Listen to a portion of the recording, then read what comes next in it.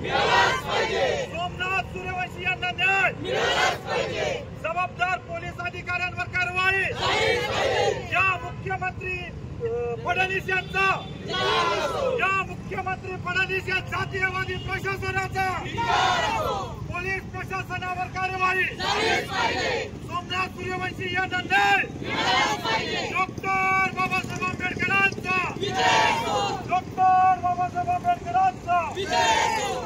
मुर्दाबाद मुर्दाबाद मुर्दाबाद फडणवीस सरकार मुर्दाबाद मुर्दाबाद मुर्दाबाद फडणवीस सरकार मुर्दाबाद मुर्दाबाद मुर्दाबाद डॉक्टर बाबासाहेब आंबेडकरांचा विजय हो। डॉक्टर बाबासाहेब आंबेडकर यांच्या पुतळ्याजवळ असलेलं जे संविधानाची जी प्रत होती दगडी याच्यामध्ये, तर ती एक माथे फिरू हरामखोर जातीवाद्यांनी तोडफोड केली। त्याच्यानंतर पोलिसांनी त्याला मेहरबानी दाखवत ॲडमिट केले आणि त्याच्यासोबत जे काही लोक होते त्यांच्यावर काही कारवाई केली नाही। परंतु ज्या आंबेडकरी समाजाने शांततेच्या मार्गाने परभणी बंदचं आंदोलन पुकारलं होतं, तर त्या याच्यामध्ये ते चिरडून काढण्यासाठी आंबेडकरी समुदायाच्या तरुणांवर, महिला भगिनींवर अमानुष अत्याचार केला, त्यांच्या गाड्यांची तोडफोड केली, गल्लीत जाऊन आमच्या वस्तींमध्ये अत्यंत जातीवादी पद्धतीने हे केलं गेलं। याच्यावर पूर्णतः फडणवीस सरकार जबाबदार आहे। त्याच्यानंतर शांततेच्या मार्गाने ज्यावेळेस आंदोलन होत होतं, तर आमचे LLBचा एक विद्यार्थी आहे सोमनाथ सूर्यवंशी, हा अशाच पद्धतीने शांततेने रस्ता रोकोच्या याच्यात सहभाग झाला होता।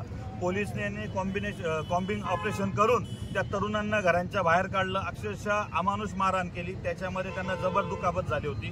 पोलीस कोठडीमध्ये सुद्धा त्यांच्यावर खूप त्रास झाला। हा LLBचा विद्यार्थी, याची एक्झाम होती।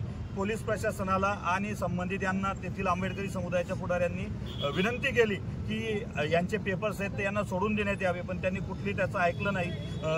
न्यायालयात सुद्धा त्यांना आपल्याला न्याय मिळाला नाही। त्याच्यानंतर न्यायालयीन कोठडीमध्ये त्यांचा दुर्दैवी मृत्यू झाला।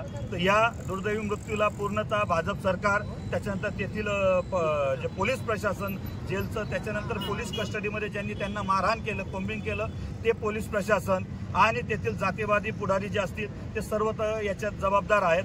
तर या घटनेचा आम्ही धुळे जिल्ह्यातील सर्व आंबेडकर अनुयायी, ज्येष्ठ महिला भगिनी तीव्र निषेध करतो आणि जोपर्यंत त्यांना न्याय मिळत नाही, याच्यामध्ये सोमनाथ सूर्यवंशी यांच्या परिवारात